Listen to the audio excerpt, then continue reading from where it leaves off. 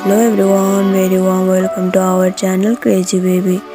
Today I am here with a new part, Feel in Love. So let's start the story.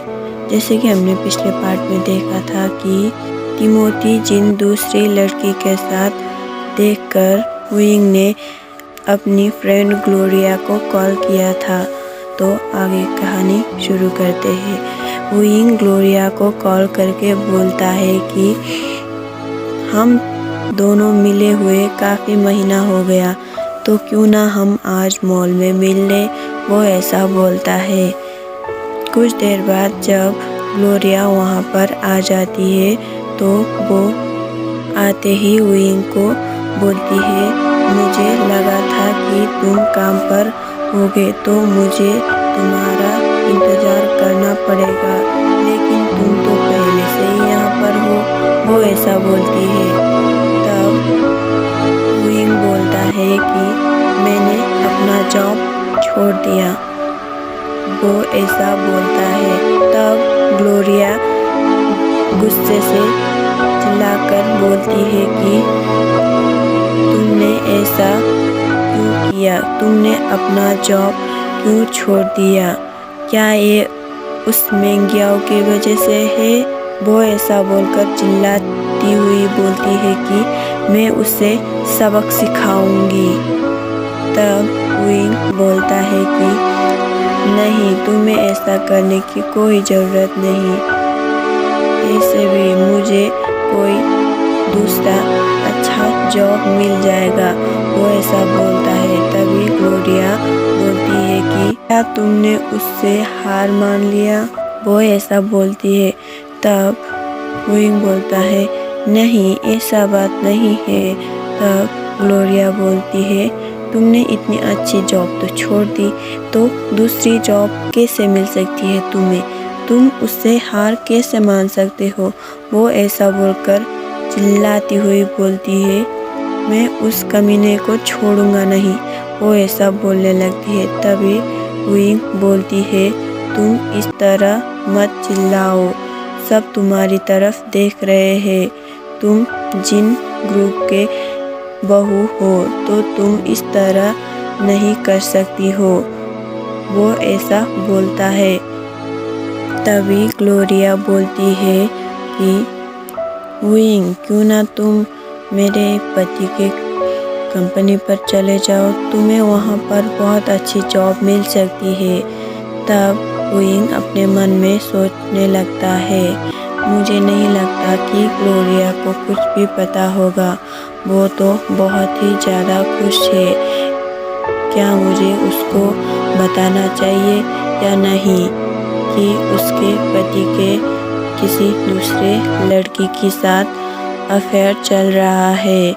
वो ये सब अपने मन में सोच रहा होता है और वो आखिरकार ग्लोरिया से पूछ ही लेता है कि क्या तुम और तुम्हारे पति के साथ सब कुछ ठीक है। और वो अपने मन में फिर से सोचने लगता है कि अगर इसने कहा कि उसके और उसके हस्बैंड के साथ सब कुछ ठीक है, तो मैं उसको उसकी हस्बैंड की बारे में बताकर मैं उसे दुखी नहीं करूँगा, मैं उससे कुछ नहीं बताऊँगा। तब वो ऐसा अपने मन में सोच रहा होता है। वुइंग की बात सुनकर ग्लोरिया चुपचाप वहीं पर फ्रीज हो जाता है और कुछ देर बाद बोलती है कि क्या तुमने कुछ अजीब देखा जो तुम्हें बहुत ही अजीब लगा हो, वो ऐसा बोलती हुई बोलती है कि क्या तुमने टिमोथी को किसी लड़की के साथ देखा है। और फिर वो अपनी बात को कंटिन्यू रखती हुई बोलती है कि हाँ, मुझे पता है कि उसकी मिस्ट्रेस है, उसकी एक नहीं बहुत सारी मिस्ट्रेस है, उसकी कभी स्कूल गर्ल होती है, कभी मॉडल, कभी कौन तो कभी कौन, वो हमेशा अपनी गर्लफ्रेंड बदलता रहता है, वो ऐसा बोलती है। तब वुइंग शॉक होते हुए बोलता है कि अगर तुम्हें ऐसा पता है तो तुम ऐसा क्यों कर रहे हो कि तुम्हें कुछ नहीं पता? तुम उसको क्यों नहीं रोकते? तुम उसके खिलाफ क्यों कुछ नहीं बोल रहे हो? वो ये सब बोलकर ग्लोरिया को चिल्लाता है। तब ग्लोरिया अपने पर्स से सिगरेट को निकालकर सिगरेट को जलाते हुए ग्लोरिया बोलती है, मैं बहुत नादान थी और मैं बहुत ही मासूम हो गई थी। मैं उसके पीछे पागल हो गई थी कि वो बहुत हैंडसम है और रिच है, लेकिन ऐसा क्या हुआ?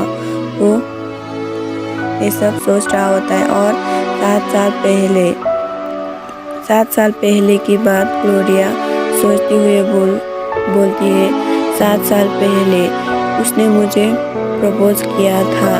तब उसने बोला था कि वो मुझे हमेशा प्यार करेगा और मैंने उसकी बातों पर विश्वास भी कर लिया। लेकिन जब हमारी रिलेशनशिप की 2 साल बाद उसने अपनी फैमिली को मेरे बारे में बताया, तब उसकी मॉम ने बोला कि मैं उसके साथ नहीं रह सकता क्योंकि मैं बस उसके पैसों के लिए रह रहा हूँ। उसकी मॉम ने ऐसा बोला। तब तिमोथी ने उसकी मॉम को बोला कि मैं उससे बहुत प्यार करता हूँ और वो भी मुझसे प्यार करती है। वो मेरे पैसों के लिए नहीं है। मैं आपकी घर छोड़कर चला जाता हूँ, तब आप देख लीजिएगा कि वो मुझसे कितना प्यार करती है। वो ऐसा बोलकर मुझे वहाँ से लेकर चला गया था और हम दोनों 2 सालों तक एक साथ रहे थे और कुछ साल बाद उनकी फैमिली ने हमें एक्सेप्ट कर लिया और हम दोनों की शादी करवा दी। मैंने जब उससे शादी की तो मुझे उनकी फैमिली की बहुत से रूल्स को फॉलो करना पड़ता था। उन रूल्स में से एक ये भी था कि वुमन कभी भी काम नहीं कर सकती। मुझे इस बात से बहुत ज़्यादा दुख लगता है कि मुझे हर एक वक्त उसी घर में बस मुझे चुपचाप रहना पड़ता है, बेवजह मुस्कुराना पड़ता है। हालांकि मुझे कोई कमी नहीं है, जब मैं जितना चाहूँ उतना पैसा खर्च कर सकता हूँ। मुझे पैसों की कोई कमी नहीं है, लेकिन फिर भी मुझे बहुत ही घुटन महसूस होती है। तब वो ऐसा बोलती है। ग्लोरिया बोलती है कि मेरा और तिमोथी का बीच में एक कॉन्ट्रैक्ट हुआ है कि वो मुझे पैसा देगा और वो अपनी लाइफ में जो चाहे वो कर सकता है। मैं उसको कोई भी दखल अंदाजी नहीं कर सकता। वो सारे मामलात को संभाल लेता है, तो मैं उसकी ज़िंदगी में कोई भी दखल अंदाजी नहीं दे सकता हूँ। वो ऐसा बोलती है और बोलती है कि हम दोनों के बीच बस यही है। पता नहीं पहले का हमारे बीच का वो प्यार कहाँ चला गया। मुझे तो अब कुछ भी महसूस नहीं होता। मैं बस घिसा पिटा जिंदगी जी रहा हूँ, बेवजह मुस्कुराना पड़ता है। वो ऐसा बोलती है और दारू पी लेती है और विंग को बोलती है कि मैं मानता हूँ कि तुम मेरे बहुत अच्छे दोस्त हो और तुम मेरे भलाई चाहते हो, लेकिन मैं नहीं चाहता कि तुम मेरे वजह से दुखी हो जाओ। तुम ये सारी बातों को भूल जाना, ठीक है? वो ऐसा बोलती है और फिर से पीती है। तब विंग बोलता है कि हाँ ठीक है, मैं अगर तुम नहीं चाहते हो कि मैं इस बात को याद रखूं तो मैं भूल जाऊंगा। वो ऐसा बोलता है। ग्लोरिया फिर से बोलती है, मैं तो बहुत कमज़ोर हूँ, तुम जितना स्ट्रॉन्ग नहीं हूँ। तुम तो एक अकेले माँ बनकर तुमने तो अपने बच्चे को पाल रखा है।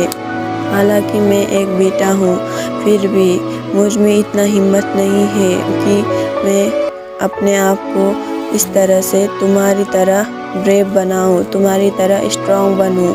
वो ऐसा बोलती है कि विंग को तुम सारे बातों को भूल जाओ। मैं नहीं चाहती कि मेरी बातों से तुमको परेशानी हो, वो ऐसा बोलती है। तब विंग अपने मन में सोचता है, हाँ हालांकि मैं ब्रेव हूँ, लेकिन बस ब्रेव होना ये काफ़ी नहीं है इस जीने के लिए।